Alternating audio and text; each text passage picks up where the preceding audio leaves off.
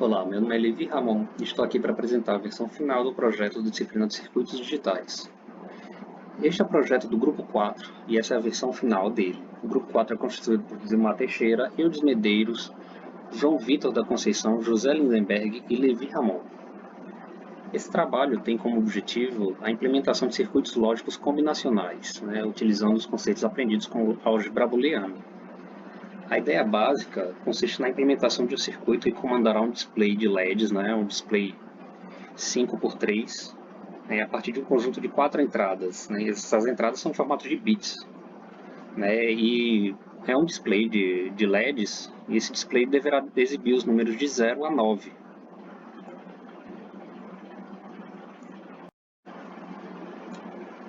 Bom, inicialmente nós tínhamos que exibir os números de 0 a 9 nesse display. O display possui 15 LEDs.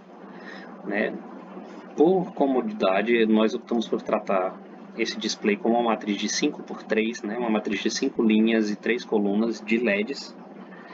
E a gente trata ela mais ou menos do modo que está exibido na tela. Temos o LED 1, LED 2, LED 3 na primeira linha, L4, L5, L6 na segunda, e assim sucessivamente até a última linha, até a quinta linha, que tem L3, L14 e L15.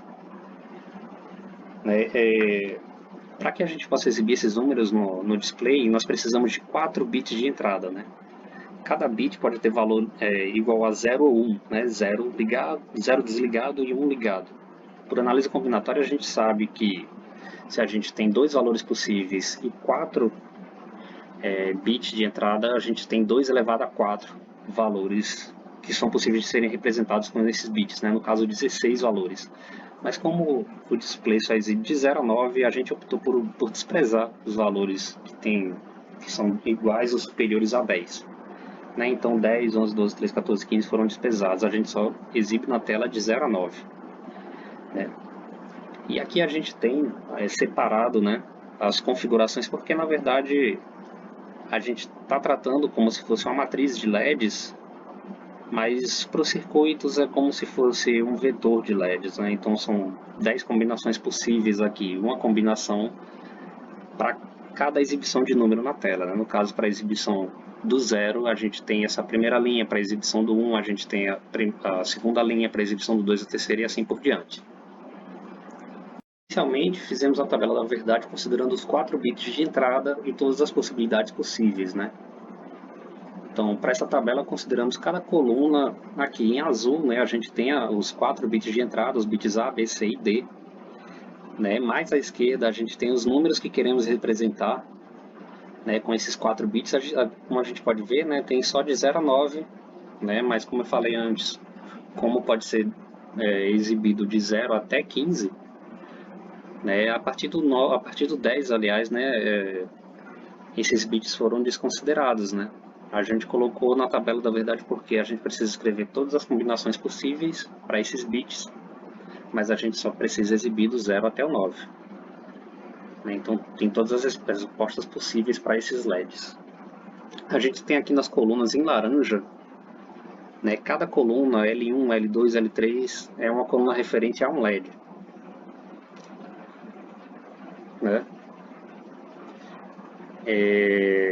Como é possível ver, para a construção dessa tabela da verdade, nós consideramos esses valores que são maiores ou iguais a 10. E, para tanto, como a gente não precisa exibir esses números, a gente preenche com 0. Pelo menos a gente fez assim na primeira semana, preencheu todos os valores que não precisamos exibir com 0. Como que foi discutido em sala de aula, foi possível ver que existe uma estratégia mais interessante para o preenchimento dessa tabela. Inicialmente aqui nós preenchemos com 0 os valores que não precisávamos, mas depois na discussão, durante a apresentação da primeira parte do projeto, foi possível ver que outro grupo preencheu os zeros, no lugar dos zeros que nós não precisávamos utilizar, o grupo preencheu com o caractere X. A parte da tabela que não é levada em consideração. Então, por que essa estratégia é interessante? Porque na hora da construção do mapa de Carnot, a gente vai ver aqui o que acontece. Esse é o primeiro mapa de Carnot. A gente pode ver que tem 3 grupamentos aí com 4 números 1 e um grupamento com 2 números 1. aqui na segunda tabela, acho que a gente usou os X, né, o don't care, né, a gente pode utilizar ou não esse X, né, para fazer um número de grupamentos maiores. Aliás, para fazer grupamentos com quantidades maiores de elementos, né? Por que isso é interessante? Né? Nesse caso, na primeira tabela, 3 grupamentos com 4 uns e um grupamento com 2 uns. E na segunda tabela, foram 3 grupamentos com 8 uns. Né? E um grupamento, aliás, foram 4 grupamentos com 8 uns, certo? Por que isso é interessante? A gente pode ver nas expressões à direita, né, que na primeira tabela a expressão é maior, né, ela envolve mais operações, e na segunda tabela a expressão é muito menor, envolve menos operações, né? Então, qual é o resultado disso? Né? É fácil ver que essa técnica, né, ela produz circuitos menores, né, já que os circuitos são a representação física dessa expressão lógica. Né? É fácil ver que com a utilização dessa técnica don't care, né, da colocação do x no lugar de zero, a gente consegue expressões menores e logo teremos menos espaço físico ocupado, menos gasto de material e menos tempo na confecção desse circuito. Considerando a problemática apresentada, né, foi desenvolvida a implementação através de simulações com VHDL, né, que é uma linguagem de programação para representação de circuitos, né, utilizando programas Quartz Prime e Model C.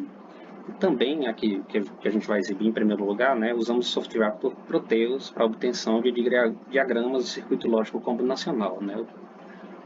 Aqui é o diagrama esquemático do Proteus. Após a tabela da verdade completa a ser preenchida e os mapas de Carnot serem gerados, né, depois da técnica otimizada, os resultados foram utilizados para a simulação do funcionamento do circuito combinacional utilizando o software Proteus. Durante os testes, algumas situações foram fixadas para validar o circuito, como os sinais de entrada e saída utilizando chaves lógicas, Logic State e Logic Probe, né, para representar o sinal. A, B, C e D, né, e a matriz de LEDs. A, B, C e D, os sinais de entradas e a matriz de LEDs que representam as saídas. Uma vez definidas as entradas e saídas, a escolha dos chips utilizados seguiu com base no melhor aproveitamento das portas lógicas, né, sendo definidos o que foi utilizado. Né, foram um chip 7404, né, que é porta NOT, 3 chips 7408, a porta END, um chip 7411, são 3 portas END, né, e 6 chips 7432, porta OR. Né. Com os chips definidos, as relações entre as portas lógicas de cada chip foram implementadas com base nas expressões booleanas.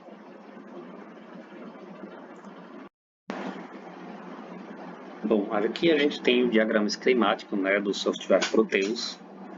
Né, é possível ver todos os circuitos, né, representados, né, que vão acionar os LEDs de L1 até o L15. Né. Aqui a gente optou por deixar os LEDs separadinhos, né, para que fique uma visualização próxima do que seria possível ver, né, no display de 15 LEDs. Né, uma matriz com 5 linhas e 3 colunas de LEDs. Né, e aqui são as entradas A, B, C e D. Né, a gente pode alterar o estado delas entre 0 e 1. Certo? Então, vamos dar um run aqui na simulação, né? E agora a gente pode ver, ó, já é possível ver que o estado dos LEDs foi alterado. Vermelho é LED aceso, azul é LED apagado. Então aqui os 4 zeros, a gente tem a representação de um zero, certo? Representação do número 1. Olha só, os LEDs em vermelho agora representam o número 1. Representar o número 2, né, em vermelho 2. Número 3. É possível ver os LEDs em vermelho representando o número 3. Agora o número 4, né, que é 2 elevado a 2. É aqui o número 4 em vermelho. Número 5. Certo? Então a gente pode alterar aqui os valores da entrada, né, os valores dos 4 bits de entrada entre 0 e 1 e obter as 16 combinações possíveis. Né? E é possível verificar aqui nessa tabelinha de LEDs, né, a representação do que a gente veria no display com 15 LEDs. No caso, as representações de números, não temos representação para números maiores que 10, né, Esse aqui seria o número 15, mas qualquer coisa abaixo disso, certo? Aqui é o número 7. É possível de ser representada alterando os estados de entrada e saída desses 4 bits, certo? Na parte final do trabalho a gente usou VHDL, né? O que é VHDL? É uma linguagem de descrição, na verdade é uma linguagem de descrição de hardware. Ela é usada para descrever o comportamento e estrutura de um sistema digital, né? Circuitos integrados, então é possível utilizar ela para descrever e simular operações, né, de uma variedade enorme de circuitos, de sistemas digitais, né, que podem variar em complexidade, né, podem ser sistemas pequenos, né, desde de uma porta ou algumas portas, né, até circuitos integrados ultra complexos. Né. Aqui na tela a gente tem um código que simula, né, um circuito com apenas uma porta lógica. Né. Esse código estava no material fornecido pelo professor. Esse código escrito em HDL é possível ver a estrutura do código. Aqui eu decidi usar o Visual Studio Code, né, para mostrar a estrutura do nosso código.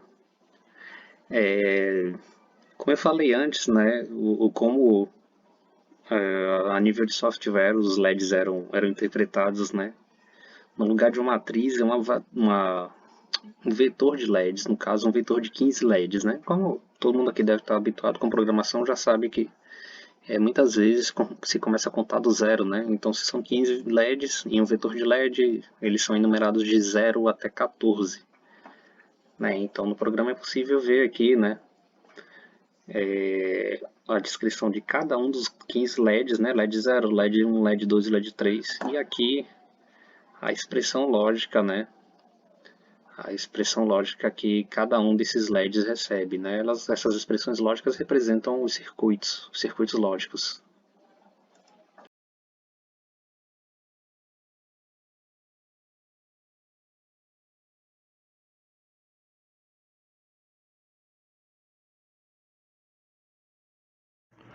Aqui a gente tem a aba Wave, né, do Model Sim. Com o VHDL pronto, né, e o código compilado, foi possível efetuar testes de funcionamento, né, nesse programa. Foram atribuídos tamanhos diferentes de onda, né, para cada onda de entrada a gente tem aqui do lado esquerdo, né, os sinais de entrada A, B, C e D, né. A gente atribuiu tamanhos diferentes, né, para cada sinal, e eles foram divididos em intervalos de nanosegundo. A, B, C e D foram divididos respectivamente em 100, 200, 300 e 400 nanosegundos cada. Né? E a gente tem as subdivisões aqui, 15 subdivisões, né? Com intervalos de 100 nanosegundos, e quando a gente coloca run, né, o código pode simular todas essas 15 combinações, e é possível conferir, certo? E ver que está de acordo com a tabela da verdade que foi gerada anteriormente, né? Que todos os códigos, né, todas as combinações, aliás, elas estão condizentes com o que foi gerado na tabela da verdade anteriormente, que o resultado da onda na simulação do programa bate.